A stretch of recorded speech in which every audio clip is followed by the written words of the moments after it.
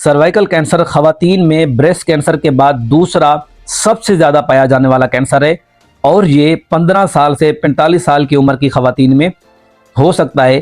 पाकिस्तान में तकरीबन 5000 से 6000 खवातीन इसका शिकार होती हैं और इसमें तकरीबन 3000 खवातीन अपनी ज़िंदगी खो देती हैं, जबकि ये कैंसर 100% प्रिवेंटेबल और क्योरेबल है।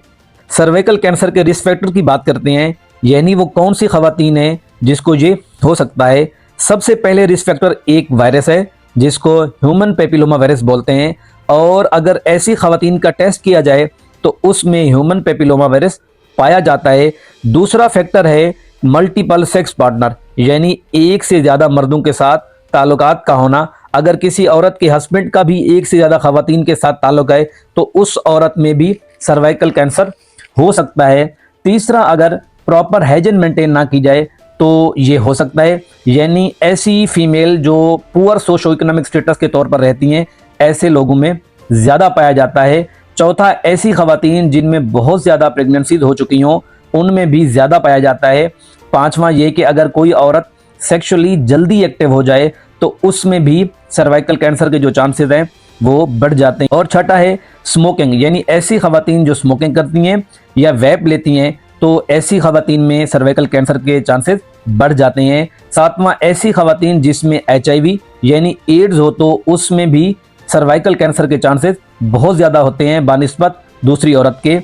अब सर्वाइकल कैंसर की अलामात यानी सिम्टम पर बात करेंगे तो इसमें एबनॉर्मल पीरियड, यानी आपका महीना ज़रूरत से ज़्यादा आ रहा है या फिर एक महीने में 2 या 3 बार आ रहा है तो आपको डॉक्टर को दिखाना चाहिए। दूसरा ये कि ऐसी खवातीन जिनका महीना बंद हो चुका है लेकिन इसके बाद दोबारा महीना शुरू हो जाए तो भी आपको डॉक्टर को दिखाना चाहिए।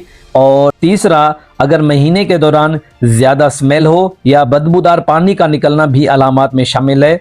और चौथे नंबर के ऊपर पेशाब करते वक्त खून का आना या पेशाब के दौरान आपको दर्द का महसूस होना। पांचवें नंबर के ऊपर जो सबसे ज़्यादा ये है कि सेक्स के दौरान ज़्यादा तकलीफ या दर्द का होना और खून का बार बार आना। और अगर सर्वाइकल कैंसर की डायग्नोसिस या तशखीस की बात करें तो ये निहायत आसान है और ये कैंसर 100% प्रिवेंटेबल और क्योरेबल है अगर अर्ली स्टेज में डायग्नोस हो जाए तो। और इसका टेस्ट भी निहायत आसान और सस्ता है जिसको पेप स्मेयर बोलते हैं। इसमें बच्चेदानी के महीने के दौरान पानी का टेस्ट करते हैं और ख़राब सेल्स का पता लगाते हैं।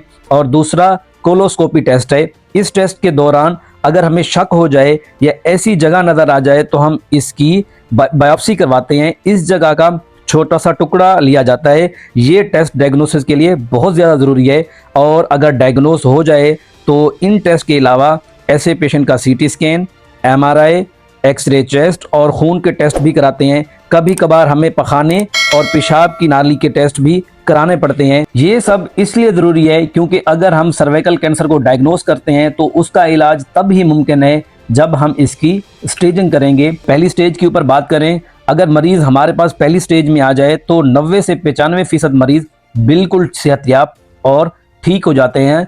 और ऐसे मरीज़ों को सर्जरी के बाद अमूमन कीमोथेरापी या रेडियोथेरापी जिसको शुआएं बोलते हैं उनकी भी ज़रूरत नहीं पड़ती। और अगर दूसरी स्टेज की बात करें तो दूसरी स्टेज में हम या तो बच्चेदानी निकाल देते हैं या फिर कीमोथेरापी और रेडियोथेरापी पर मरीज़ को रखते हैं, लेकिन ये फैसला मरीज़ की सेहत और कंडीशन को देख कर किया जाता है। इन दोनों में से कोई एक ऑप्शन लिया जाता है और दोनों के रिज़ल्ट सेम ही होते हैं। तीसरी स्टेज में आपके पास जो ऑप्शन रह जाता है वो है टीके का लगवाना या रेडिएशन का ऑप्शन रह जाता है। ऐसे मरीजों में से 100 में से तकरीबन 60 से 65 मरीज़ ऐसे होते हैं जो बिल्कुल ठीक हो जाते हैं और सेहतयाब हो जाते हैं और उनको दोबारा सर्वाइकल कैंसर होने का खतरा नहीं रहता।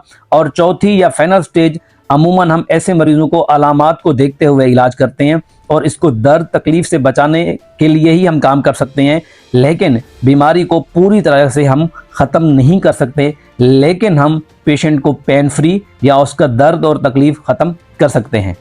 इसीलिए इतना तो हर मरीज़ को समझना चाहिए कि कहाँ हम मरीज़ को 90 से 95% तक स्टेज 1 में सेहतयाब या ठीक कर पाते हैं और कहाँ स्टेज 4 में सिर्फ 10% मरीज़ ही मुकम्मल सेहतयाब हो सकते हैं। अगर वीडियो पसंद आई तो इसको लाइक करें, कमेंट्स करें, शेयर करें। मिलते हैं अगली वीडियो में। अल्लाह हाफ़िज़।